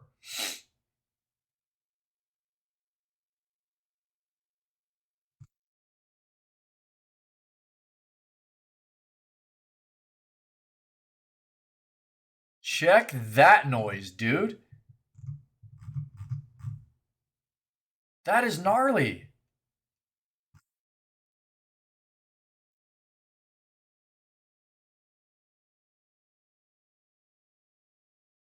So then, so they got a deluxe one as well. This thing's expensive, but check. The deluxe comes with the base set, wireless controller, the Nintendo element, the Super Nintendo element, the EMO3, which is the Mega. That's the Sega Genesis, and the EMO4, which is the what was that one? The TurboGrafx, yeah, TurboGrafx. But I'm guessing the deluxe bundle is going to get upgraded to include the EMO5 as well. So the deluxe bundle, you're actually buying with the base unit and all of the adapters to plug into it as well. This is pretty cool, man. This is pretty neat. Interesting. So the base unit itself is 550, but if you do the deluxe, it's 800, but you're getting everything besides the Nintendo 64 module. I bet they upgrade it now though. The N64 just released for it. That's pretty wild, dude. That's pretty wild. Interesting. That's interesting. If you're interested in yeah, I'll just link this site for you.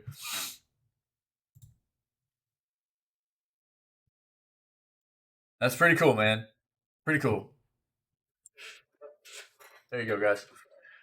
9 games leaving Xbox Game Pass today. This was on December 31st, so these are gone, okay? But the games that left were Ember, Gorogoa, Iron Harvest, Immortal Realms, Vampire Wars, Outer Wilds, Scarlet Nexus, Secret Neighbor, The Pedestrian, Tropico 6. Okay. Those are all outie. No longer there. The biggest games of January 2023. Forspoken, Dead Space, and more. Here we go. January used to be a slow month for new releases, but over the last couple of years, publishers and developers have taken advantage of this quiet gap in the gaming calendar to drop some pretty big games. Sorry. There we go. This year is no different. While the month ahead isn't crammed with new releases, it does have a fair number of high-profile games being dropped on PC and console. The biggest releases of the month are a triple threat of genres and ideas that are coming for your spare time. Square Enix's Forspoken looks like a cool action RPG where you utilize fast-paced magical powers. I am really kind of hesitant about Forspoken for a few different reasons, and I'll talk about that. The Dead Space remake is a reminder to always cut off the limbs of necromorphs. I am hoping Dead Space remake is really good. I think it's probably going to scratch the Dead Space itch that Callisto Protocol was not able to really do for people. I think it probably will. And Nintendo's Fire Emblem Engage is shaping up to be a leaner and meaner chapter in a long-running tactical RPG franchise. Here's my deal with Forspoken. Forspoken has been delayed at least twice now. Delays are fine. Multiple delays make me worry there's something wrong in the development process of a game and in for a developer specifically, that there's something wrong internal. But ultimately, a delay is something we would rather see happen than a game get pushed out too soon, right? Sorry, I had something in my eye. So I think one of the other things to be a bit worried about here for Forspoken is they released a demo. If I remember correctly, they released this demo and then people played it and they were commenting on it and everything. And then the developer Square was like, all right, well, this demo is not actually something taken from the main game. And it was like, wait, what? So you developed this demo completely separate from the main game. So your demo is actually nothing indicative of what people are going to experience necessarily for the main game. Yeah? I mean, it could be, but it also quite possibly could not be. They didn't take the demo they didn't take gameplay from the demo out of the actual title that's being released. It is something that was developed completely apart from the main game. So that's something that is a bit worrying for me too. That's weird. Usually with a demo, you want to give people a taste of what the actual release is going to offer. So why did they feel like they needed to develop the demo as something completely different than what you're going to experience in the main game? That is concerning to me. But we'll see. We'll see. I'm going to watch from afar and see what happens with Forspoken.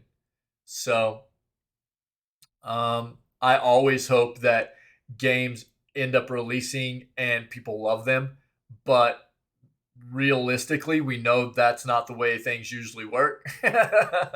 So there are a few things that have gone on there with Forspoken that have me a bit worried. Now, the thing that I am interested in is the fact that Forspoken is the first game coming out that is fully utilizing Microsoft's new direct storage technology. So this is something that is kind of a big advancement for especially us as gamers, and for developers as well in the development of games for us, and should help in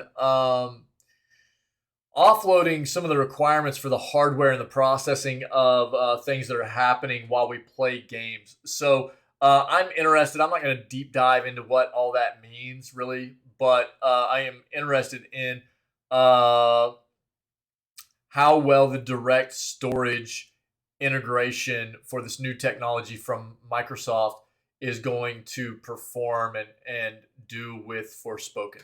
So there's a lot of things that I am looking forward to with the release of Forspoken, and just seeing how things roll out for it. You know what, gamer? I have heard for Mass Effect Andromeda, I'm glad you're enjoying it. I have heard people usually either being it's one side or the other. There's not a whole lot of middle ground that I've noticed for people with Mass Effect Andromeda. It's either people have enjoyed it quite a bit, or they've been like, it was kind of crap. Really didn't like it very much. So I don't know, man. I need to play the Mass Effect games. There are a lot of people that want me to play the Mass Effect games, and so we'll probably have to take a look at getting into them at some point. Yeah. Finished Rise of the Tomb Raider a few days back. Did you 100% that, dude? Anime fans also have plenty to look forward to, as a brand new One Piece adventure and the release of 2 Persona ports will keep them occupied for dozens of hours. Persona games being released, Persona 3 Portable and Persona 4 Golden, feature some great enhancements to bring it up to modern standards, while One Piece Odyssey looks like a vibrant RPG in which you can unleash rubbery blows, sword strikes, and flaming kicks. Anyone looking for something silly to play or even share with their family, THQ Nordic's SpongeBob SquarePants The Cosmic Shake could be just what you're after. It's goofy, colorful SpongeBob fun, plus with the original voice cast involved, it'll be an authentic trip back to Bikini Bottom. For the rest of the month, you can check out the list and highlights below to see what January has in store for you. One Piece, January 13th. Dragon Ball Z Kakarot, January 13th. Persona 3 Portable, Persona 4 Golden, January 19th. Fire Emblem Engage, January 20th. Monster Hunter Rise, January 20th. That's because it's getting ported, right? Coming to Xbox One, Series XS, PS4, and PS5. Yeah. It'll be available on both Xbox Game Pass and PC Game Pass as well, because it was originally only available for Switch and PC, right? But the crossplay is not going to be there. I remember reading about this. So crossplay apparently I don't think is going to be part of Monster Hunter Rise, if I remember correctly. So be aware. Forspoken on the 24th.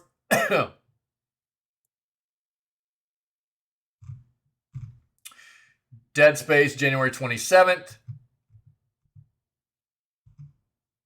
Everything we've seen about Dead Space Remake right now leads me to believe they are doing a pretty good job of walking the line of keeping this like the traditional Dead Space experience while modernizing it, which is what they should be doing. We want that original Dead Space experience, but they are upgrading it for what, the game probably should have been like originally, that didn't like. Going back through areas will now have random enemies pop up instead of it just being no more enemies at all. Things of that nature. There will be certain areas that you'll be able to fly through, which you probably should have, or fly through anti-gravity stuff, right? That probably should have been a thing in the first one that they just weren't able to incorporate. That it's things like that, right? That I think are going to make this more immersive. And while it will make this a bit of a different experience than it was from the original Dead Space game, and look, don't get me wrong, the original Dead Space was amazing. We just played it this past October. Original Dead Space was great. It was so much fun. This is going to look much better because it is, dude, we're talking, when did the first one come out? 2007, I think? So this is due, right? I mean, this is going to look better. It's probably going to play a lot better. Not that the first one played bad. It felt clunky, which was okay. It felt clunky because it felt like Isaac was clunking around, out there, you know, but it might feel a bit smoother, which would be okay too. I think it's going to be a good experience. SpongeBob SquarePants on January 31st. Age of Empires 2 Definitive Edition on January 31st. And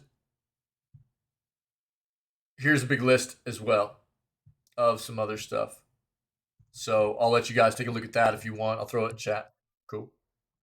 There you go.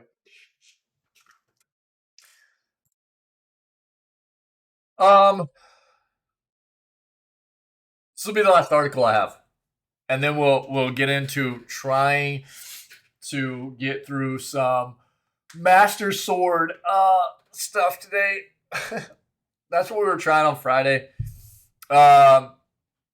We started trying the Master Sword trial, and we're gonna keep running on that for today. We're gonna have to get real good at battling. So we're gonna start learning how to actually get good at fighting in this game in Breath of the Wild. But this is the last article I have before we hop into our video game play for the day. So if you guys have anything to add that I might not have hit on that you would like to talk about or discuss in regards to the industry or video games in general, let me know. We'll discuss it before we close out the video gaming news segment for the day, okay? Escape from Tarkov developers Battlestate Games has been banned on Twitch. So it looks like they got banned right in the middle of their New Year's celebration on the platform. Streamer bans at a Twitter account that automatically posts Twitch partner bans, posted a tweet about the situation. The account posted about Battlestate's ban. However, they did not give a reason as to why Twitch banned the account. It also did not mention how long the ban was going to be. Users on Reddit, however, were able to give the possible reason for the ban. Quite a few of the users on the subreddit mentioned that it was most likely Twitch's policy on guns. According to Reddit users, the developers were most likely pointing replica guns at each other. This is something the Twitch community guidelines prohibit under targeted harassment, threats, and violence against others. Brandishing lethal or harmful weapons such as guns, knives, or explosives. The guidelines mentioned that these are considered zero tolerance harassment violations, and all accounts associated with such activity will receive an immediate indefinite suspension. This isn't the first time that Tarkov's developer received a ban on Twitch. Back in 2019, Battlestate Games received a Twitch ban after someone on their stream pretended to kill themselves. Jeez, dude. God. Subaroos, what's up, my friend? Happy New Year's, buddy. This is against Twitch's policy against self-destructive behavior, stating that the site does not allow... One second, guys.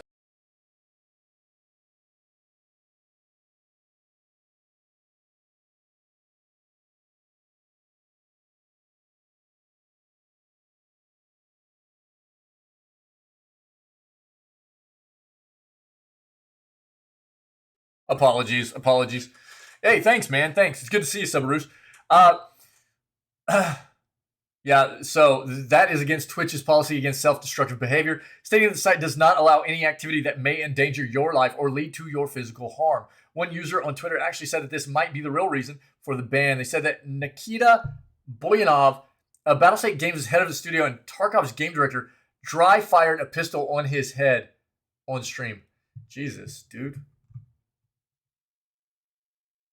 Whatever the reason may be, Battlestate Games is still unavailable on Twitch as of the writing of this article. We don't know how long this ban will last, how it will affect the New Year's event. What we do know is that various Escape from Tarkov streamers such as Lindmark have already voiced their support for Battlestate Games. This comes in the form of a free Battlestate Games tweet. Of course, it is still up to Twitch when they will lift the ban, if at all. Should an update come out regarding the situation, we will make sure to let you know. I mean,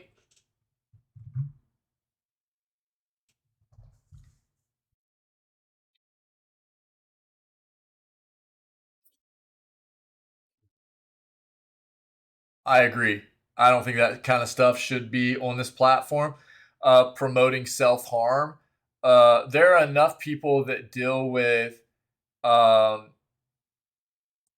issues of depression and thoughts of self-harm and things like that you don't, We don't need people on the platform promoting it as well. You know what I mean? It's not good. And it's like, free Tarkov, free. Come on, dude. It's not good that they did that. They need to have some kinds of consequences for ultimately terms of service. And let's be honest. I mean, Twitch has not been very good over the years of sticking to punishments, consistent punishments, but they need to get better at that. But that's one of those things I talk about quite often. It's like competitive gaming stuff or whatever, is people need to understand there's a difference, and as far as I'm concerned, competitive banter is fine, dude. We troll each other out, we get riled up, and people talk trash to one another while playing competitive games. It happens, dude. I actually think it's okay. But there's a line that shouldn't be crossed when you get into discrimination and trying to promote people to self-harm, things like that. That's like crossing a line that shouldn't really shouldn't happen, whether it be on this platform that we're actually utilizing right now, or in video games or what have you. There's a line that really shouldn't be crossed, and promoting self-harm or whatever. That's not good. Look, enough people deal with issues of depression and hurt and things like that. It doesn't need to be promoted on this on a platform like this with live broadcasting or even videos or anything like that, as far as I'm concerned. So I think a ban there was appropriate. I think so. That's my take anyways. Man, Happy New Year, guys. Hey man, that's the news. Them's the breaks, dudes and dudesettes. We are going to move on to our gaming stuff for the day, which will. Okay, so here's the deal. I have to apologize. First and foremost, because again, I started off with the news segment by letting everybody know that unfortunately I got into town a bit later than I had expected to yesterday from being with family for a belated Christmas and New Year's celebration, and which meant I wasn't able to go get all of my some of my old gaming stuff out. That's what we were planning on doing today originally. After I plan for today was to do a tentative schedule, right? Do a tentative schedule for our upcoming year, and just kind of chill, take a look at some of my old gaming stuff and everything. That's gonna happen tomorrow. Okay, so I do apologize to everybody, but I just wasn't able to get all my old gaming stuff out because we got back into town too late last night. So what we're gonna do today is just have a normal stream. We did the news. We're gonna go do our gaming stuff now, right? And tomorrow we will probably not have very much, if any, gaming content. We're gonna hang out. We're gonna have a chill day tomorrow. We're gonna eat a bunch of food. I've got a whole bunch of cheese. Shout out to my in-laws, dude. They gave me a bunch of cheese and some sausage and stuff. I'm gonna hang out. We're just gonna eat all day tomorrow and drink coffee, and we are going to look at all the games coming out this year. It is now 2023. I have to quit saying next year. We're going to look at all the games coming out. We're going to make a tentative schedule. And then I'm going to get out some of my old gaming stuff. And we're just going to have a good time, looking at gaming stuff together, okay? But that's going to happen tomorrow. For today, we're going to move on with our gaming content, which is Breath of the Wild, Day 26. And it's going to probably consist almost entirely of us continuing to try the Master Sword Trials. So it's probably going to be brutal. All right, it's probably going to be brutal, but it'll be a good day. You guys will probably have a lot of fun with me raging out a little bit, getting a bit tilted. Yeah. So, but you guys love that stuff, right? So we're gonna dive into that. So happy New Year. Let me just say that. I hope everybody has had an amazing year last year, and I hope that this coming year is even better. Okay. I will say thank you to everybody that is part of this community for helping me to have an amazing year last year, and I am so excited for what we have coming this year as well. I love doing what I do. I know we've had a little bit of time off here recently, but we're going to be back to seven day a week streams now. It's good. It'll be good. I missed you guys, and I'm glad to be back. And I just have to say thanks for helping me to have such an amazing year last year. It was great. So many good times, and I'm really looking forward to this year as well. So on that note, we're going to move on to our gaming content. For anybody that might be viewing this segment of video gaming news after it was live, either as a VOD here on our Twitch channel or on our YouTube channel, then see what you can do about coming and hanging out with myself and the rest of these amazing people whenever we go live at 6 o'clock a.m. CST every single day. We start all of our streams off with video gaming news before we jump into whatever gaming content we have slated for the rest of the day, okay? Other than that, stay healthy, stay safe, be kind to one another, and we will catch everybody tomorrow for it will be January 3rd. January 3rd's edition of video gaming news, and probably no gaming content, but it will still be a full day of streaming where we hang out together, create a schedule for the rest of the year, tentative schedule for the rest of the year's games that we're going to play, and just look at some of my old gaming crap that I've accumulated over the years. Cool.